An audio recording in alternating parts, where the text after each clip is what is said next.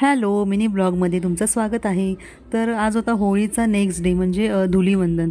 तर इथे मी ना सगळं जेवणाचं आवरून वगैरे घेतलं होतं। इथे कुकर वगैरे आता इथे लावून म्हटलं घेते आणि त्याच्यानंतर मग खाली घेऊन खाली म्हटलं जाते। हे दोघं तर गेले होते ऑलरेडी खाली।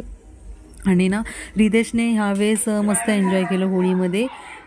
खूप म्हणजे मागच्या वर्षीपेक्षा थोडंसं जरा मी ऑब्झर्व केलं त्याला आम्ही की तो जरा असं मुलांमध्ये थोडंसं असं जात होता असं म्हणजे मध्ये मध्ये जे ते म्हणजे सोशल स्किल थोडंसं जरा त्याचं चांगलं वाटत होतं ह्यावेळेस।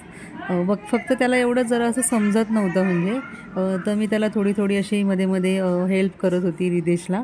तर खूप छान वाटलं म्हणजे सगळ्यांनी खूप छान एन्जॉय केलं। त्याच्यानंतर आमच्या सोसायटीमधले म्हणजे सगळ्या लेडीज वगैरे होत्या तर सगळ्यांनी म्हणजे होळीमध्ये मस्त पार्टिसिपेट केलं होतं।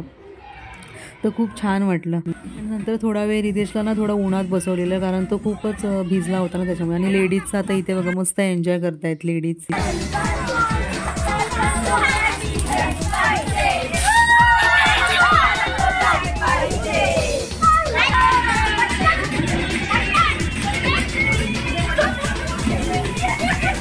होळी मस्त खेळून झाल्यानंतर मग घरी आलो आणि मग इथे ना जेवण तर मी बनवलेलं वालाची भाजी केली होती रस्सा टाईप।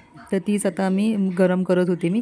आणि इथे एकाने सांगितलेलं की ना काचेच्या बॉटलमध्ये पाणी भरून ठेवायचं आणि ते ना मुलांना द्यायचं प्यायला म्हणजे उन्हामध्ये ठेवायची बॉटल 3 तास म्हणजे एका फ्रेंडने सांगितलेलं।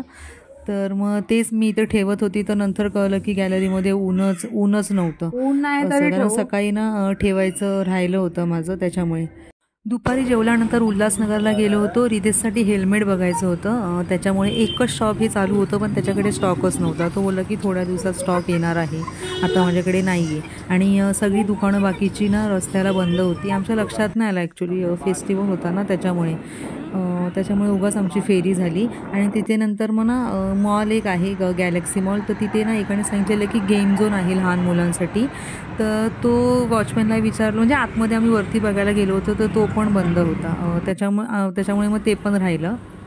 मग ना बाहेर ना टॉय ट्रेन असते ना लहान मुलांची ती एक आम्हाला दिसली हे करताना। तर ती फक्त एक चालू होती। मग रितेशला मग फायनली मग त्याच्यामध्येच बसवलं टॉय ट्रेनमध्ये। त्याने पण मस्त आवडीचं होतं म्हणजे बाय इथे पण तो बघा एकदम किती एक्सायटेड झालेला टॉय ट्रेनमध्ये बसण्यासाठी पण।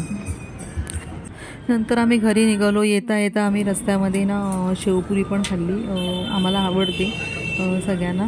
आणि घरी आली त्याच्यानंतर भाकरीचं काम होतं, दुपारचं होतं जेवण, भाकऱ्या केल्या आणि भजी खायची इच्छा झाली होती कांदा भजी।